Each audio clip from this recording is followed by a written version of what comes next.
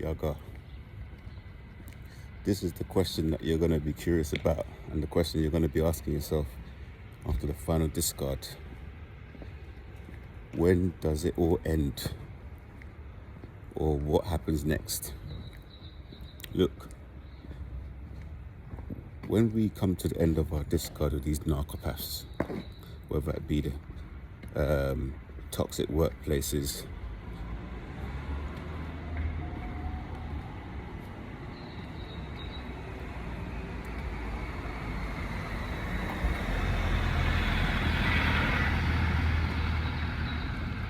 the dysfunctional toxic family systems, the narcopath ran properties with narcopath landlords and neighbors, the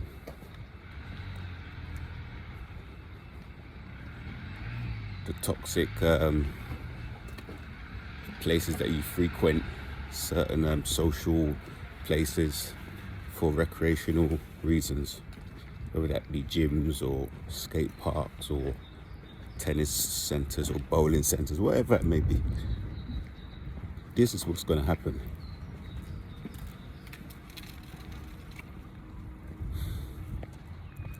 Usually when there's a change in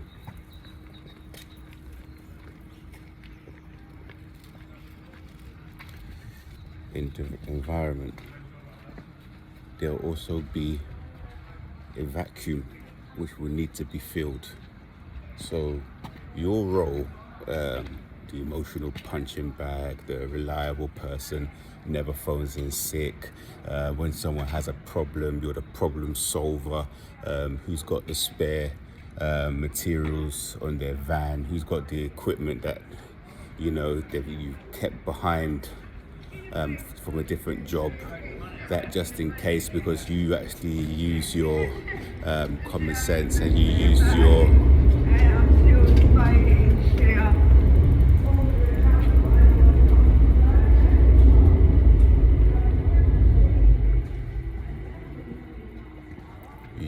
proactive thinking to think ahead of any issues. You're the although everybody's been to the first aid course, you are the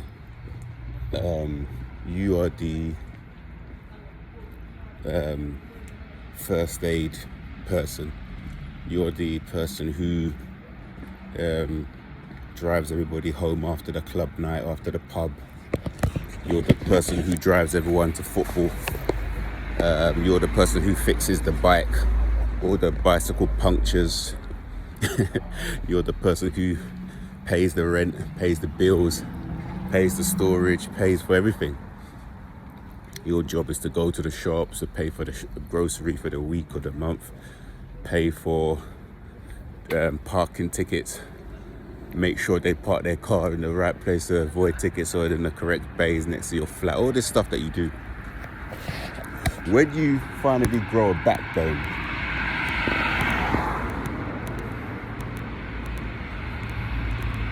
where do you leave?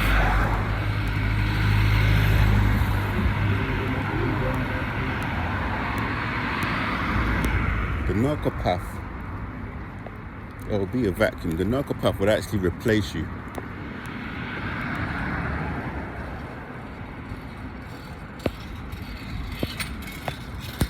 And usually the person they replace you with has always been there in the background. Sometimes they monkey branch, they scurry back to an old supply, someone that, one of these orbiters that's been in their DMs. Maybe one of their exes is coming to town, just happened to be in town that week you break up. The baby fathers, the baby mamas, the beds, warm beds that's next to their workplace, the warm bed that's next to their flat. They go and jump into that bed. They go and mix more bodily fluids with someone that is already in their phone book. The people who works in the bar, the people who works in the pubs, the work drinks, the lady from HR, narcopath employees that they're having relations with, even sometimes same-sex relationship with. This is what they do if you're in the relationship. For the narcopath landlords, they'll reduce the rent, fix up your place, put the place back on the market to make it seem like, you know, the place was perfect and you were the issue. There was nothing wrong with the property. They let you get on with what you were doing. They were the perfect landlord. All the neighbors were side with them. You were the problem. They'll get rid of you and get somebody next in. The family structure, your role will need to be filled. So in the meantime, what usually happens is a lot of infighting will happen. This will happen in the workplace sometimes as well. A lot of infighting, a lot of arguments, a lot of just people having to find their position. Because this vacuum has now come about, people need to work out who the new emotional punching bag is, who's the person who's going to pick up the slack for all the narcopaths. What my workplace did, and I thought it was quite funny, was that the job went up on the job site that they were looking for a new engineer, a new electrician. They are not actually looking for a new engineer. They're not looking for a new electrical worker. They're looking for a new scapegoat. That's literally what this thing is. They're looking for someone that they can use, abuse, someone to get negative supply from, someone to gaslight, someone to trauma bond with, someone to stalk, someone to follow, someone to mimic. And the biggest one is they're looking for somebody to give them a reflection.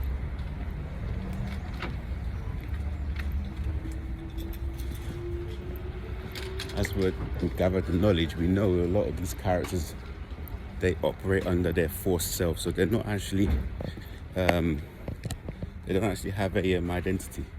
So these people, they're looking for someone to to give them a reflection. So they're looking for people's reactions. They're looking for someone to gang up on. They're looking for someone to treat unfairly. They're looking for people to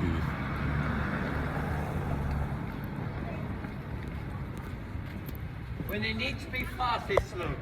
When it needs to be slow, they're fast. He's right. They're looking for people for validation, people to triangulate against on.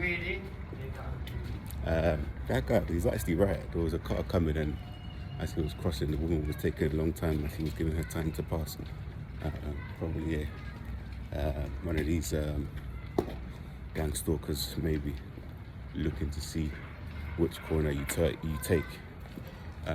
So yeah, they're looking for somebody to abuse. Basically, they're looking for someone to fill your spot. That's kind of what this whole thing boils down to. These people are highly insecure, so they need to give the perception that they are actually confident. They need to give the perception that they are important.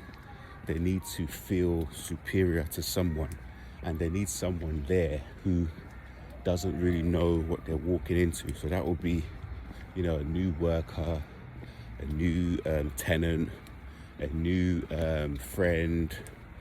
In the family systems, they can recruit cousins, they can recruit distant relatives to take your space, or sometimes there's already another empathic, sentient one in the family who wasn't the main emotional punching bag, and they will now take up your spot. So they would have to love bomb that person. They'll have to idolize that new family, relative, sibling